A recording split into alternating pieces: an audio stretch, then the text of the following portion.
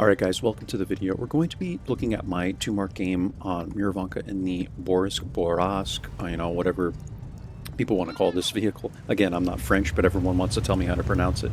I just say Bourrasque, it seems to be the simplest way for me to pronounce it. I love this vehicle. This vehicle is very, very, very powerful. I think one of the most powerful at its tier. I literally think that the Bourrasque is aside from the 176, the BZ176, I think this is one of the most powerful vehicles at tier 8, if you know how to play it. So again, this is my 2-mark game. I've not 3-marked this thing yet. I don't know if I will. There's very, very good players that play this tank. I think at most I might be able to get up to like 90%, but if I'm being honest, I don't think I'll ever get to the 3-mark. I might get somewhat close, but I don't think I'll get it. But again, Miravanka, guys, tier 6, 7, and 8, like when I got this map and I was pretty much at like 84 point whatever percent, I'm like, I have this, in a top tier game on Miravanka with this tank, like I should be able to get this. So I'm poking this tree right here. I'm kind of waiting to see who's going to appear here. Artie actually targets me here. I don't think I was even lit. He just targets the knockdown tree, which is something that if Artie players are really, really good, they will pay attention to this, so you just have to be mindful of that. It's a good shot by him. But it is going to kind of take away my easy shots going into the M4 there. So I'm going to pull back up again. I am able to hit this Type 58 twice. I pull back down. Centurion's trying to do the same thing here. And now at this point, I need the GTFO. And what I mean by this is literally completely GTFO, right? Because what happens here is if you don't have... We have the A43 and the IS here. But what happens here is, see, people will poke up and they will get shots into you as you're running away. And this is really, really, really annoying. Like, leaving this area, you have to do it. If you're going to run away, you have to do it very soon, is what I'm saying. Because people can literally get shots on you from poking up just the first ridge line here, not even the second. I was on this map trying to mark the Bourrasque. I did 3-mark the Bourrasque. I will show you guys that replay after this one. But I threw a game here, or really... I should say, could have 3-marked the vehicle, but I ran away too late. My team gave this up completely. It was literally just me and like one other person over here. I come over, get some initial spots, get my initial shot off, and I'm running away. And literally within that 30 seconds, LHM TV poked up, and there was like 3 other mediums that poked up and all got shots at me, and I was dead. That fast. So that's what I mean when I tell you guys, like, you cannot mess around in this area. You need to get safe immediately. So I'm going to give you my camera view as we're just kind of looking for shots here.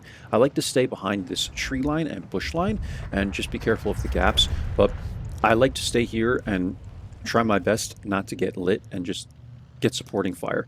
And then what I'll try and do usually is, I can see Skoda's running away here, but I'd rather come up to this bush line. I'm hoping that I'm not going to be spotted from over here. But I like to come up to this bush line because what it does is it prevents people from also running this bush line. Now, I don't think they have anyone that has CVS, but I am able to spot, I think it's the FSV trying to push up here, AT8 actually. And you can see him, and I'm just going to pull back behind the bushes. Someone gets him to 1 HP, which is a wild roll for RNG, but I'm able to clean him up here. And this is what we're doing, right? Like, I have 490 something view range with CVS in the scouting slot, by the way. So I would rather put my tank here and just kind of try and prevent anyone from running down this line and getting flanking shots. And now we do spot the FSV as well. I'm aiming slightly behind him because I know he's going to pull back. And this is a trick you can do, especially with tanks with really long aiming time, such as the FV4005 is the biggest example I can come up with. Think of off the top of my head. You actually want to aim behind the person, because as soon as they get lit, what they're going to do is pull back. And if you kind of have a side angle on them, you're better off doing that. As soon as they go to pull back, you take the shot, and it's just easier that way. You can aim for a little bit longer, you know what I mean? It literally gives you like an extra second to aim, right? Is basically all it's doing. So FSV is kind of running away here. That gives me the impression that they have no one else left here. Now, of course, the Super Hellcat is still unlit. The KV2 is still unlit. I'm almost positive the KV2 is going to be over here. But this is just like when people run away, and even so, I could have just looked up here, but when people run away, you know that they pretty much have nothing left on that side. They're running away, and that will tell you, like, time to push in, right? Time to press. So I'm looking for this HT. I think I end up going on reload here and going to hunt down the HT because I see the FSV is all the way back there. And you can see he's kind of trying to run away now. And this is what I mean. Like, we know that this side of the map is ours for the taking, right? So now I see the HT. He's just behind some of this little shed or whatever the heck this is. I know he's there. And this is a weird thing with the silhouette. that happens. I just put these shots through the little fence here or whatever it is, but sometimes you won't get silhouettes like this. And you guys just have to realize what you're shooting through. You have to just know the game mechanics and kind of understand that your shot's going to go through. So I take the shot there, and we're able to clean up the HT, and then I'm going to go after the KV3. If I have to take a shot from this guy, I will. I did get lit there, probably by the heavies here. There just wasn't enough like foliage here in front of me or whatever. It could have been the Hellcat, but I think there just wasn't enough here, right? There's like a couple bushes, but I think the 50 was able to spot me, or the KV3 or whatever. So I'm going to come up here now. I'm looking for shots at the KV2. You can see he's just getting ready to pull down. Gonna hit him once here. Gonna make sure I aim this shot. He kind of almost fakes me out there, but luckily RNG pays off there, and we're able to clean him up, and we're at 3,300 damage. And by the way, you guys know how this mark works. I say this every single replay, but this is going to add to what it was at after this game anyway, right? So this isn't 100% accurate, but I think it shows how good this game was, man. Hitting the 50 TP here, I don't think that I'm going to stay dark here. I do try and use the pushes, but I'm just way too close to him.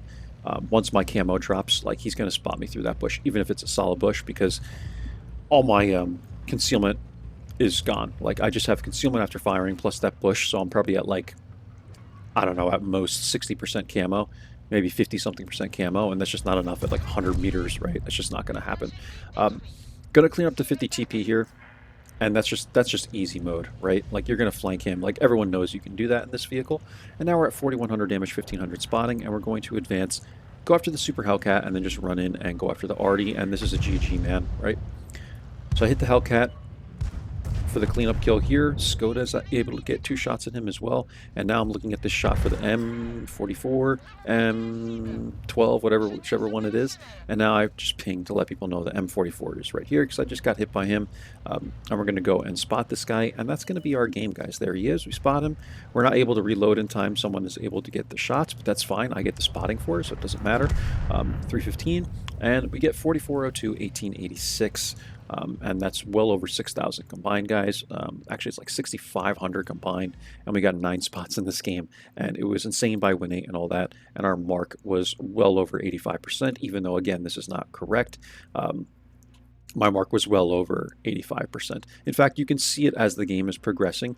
We started at 85.02%, but that's what the mark would be at if we got 0 damage in this game.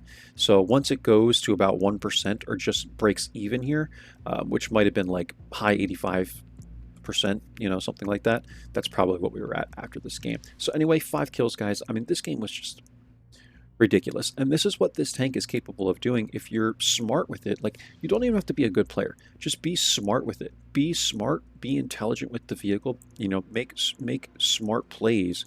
Don't just run after enemies, and try and dive in and dive out in the first minute of the game. Like, these kinds of plays that I was making on, like, the 50 TP and stuff like that, I did as the game was closing out, right?